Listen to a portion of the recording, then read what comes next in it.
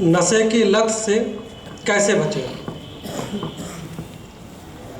एक कहानी के माध्यम से हम इसको बताते हैं। कहानी के माध्यम से बताने में थोड़ा आसानी भी होती है और थोड़ा समझने में भी सरलता रहती है। तो कहानी है विनोबा भावे के बारे में। तो विनोबा भावे के बारे में जरूरी नहीं कि आप सभी लोग जानते ही होंगे, बस इतना जानिए कि वो एक महान संत थे और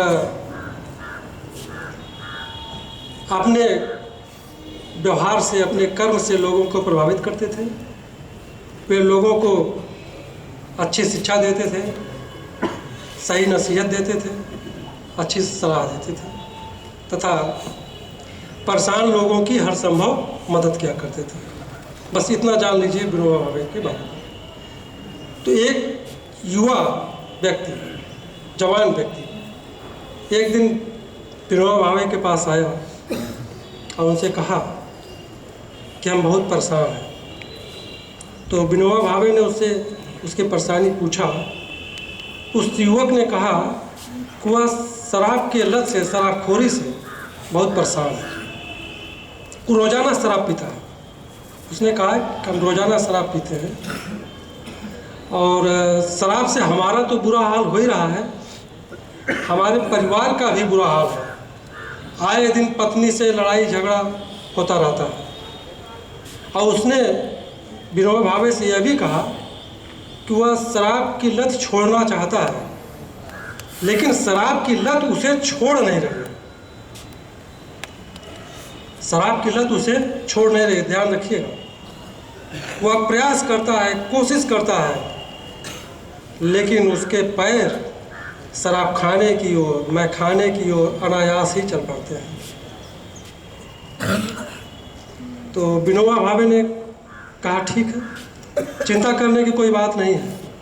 उस युवक से कहा तुम्हें परेशान होने की कोई बात नहीं है, कोई चिंता की बात नहीं। और उसे कहा कि तुम कल आना। और दूसरे दिन वह युवक विनोबा भावे के घर पहुंच गया और उस समय विनोबा भावे घर के अंदर ही थे। तो उस युवक ने विनोबा भावे की आवाज़ लगाई, एक बार लगाई आवाज़, दो बार आवाज़ लगाई, लेकिन घर के अंदर से कोई आवाज़ नहीं आई। तो उस युवक को थोड़ा चिंता हुई। करीब 10-15 मिनट तक जब कोई आवाज़ नहीं आई तो परेशान हुआ। लेकिन कुछ ही समय बाद घर के भीतर से बड़ी जोरों से चिल्लाने की आवाज़ आई। अंदर से आवाज़ आ रही थी, विनोबा भावे की आवाज़ आ रही थी कि मुझे छोड़ दो, मुझे छोड़ दो। वो चिल्ला रहे थे, मुझे छोड़ दो, मुझे छोड़ दो।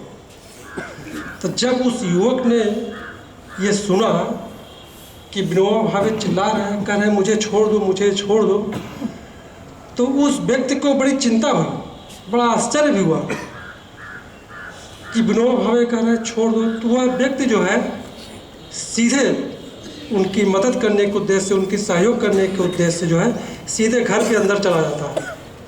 और जब वो अंदर जाता है तो वहाँ पे देखता है कि विनोबा भावे जो है घर के अंदर जो बरामदा, उसका जो पिलर होता है, खंभा जो होता है, उसको पकड़ करके दोनों हाथों से जकड़े हुए हैं, पकड़ करके।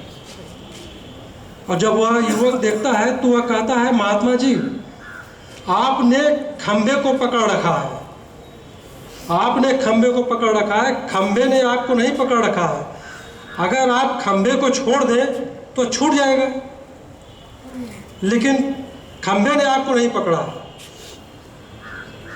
तो बस विनोबा भावे ने उस युवक से कहा बस तुम भी नशे को पकड़ रखे। नशे ने तुमको नहीं पकड़ा, बल्कि तुमने नशे को पकड़ रखा है।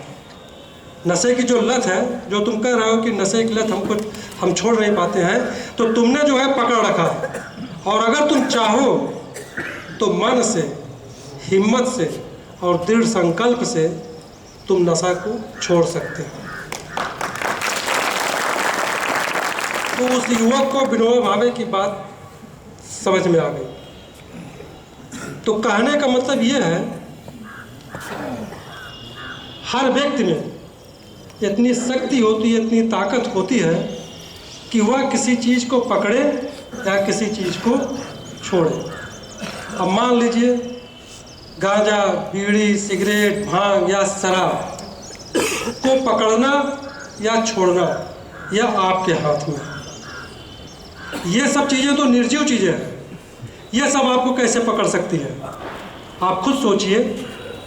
तरह तरह के नशीले पदार्थ, ये सब तो निर्जीव है, ये आपको कैसे पकड़ सकती है? तो हमारे कहने का भाव बस इतना ही है कि हर घर परिवार में, समाज में ऐसे लोग मिल जाएंगे जो ये कहेंगे कि कोई कमी या कोई कमजोरी ने उन्हें पकड़ रखा है, जबकि वो नहीं पकड़ रखते हैं, जबकि वो खुद कोई कमजोरी उनको जकड़ रखी होती है। तो अगर आप दृढ़ संकल्प से,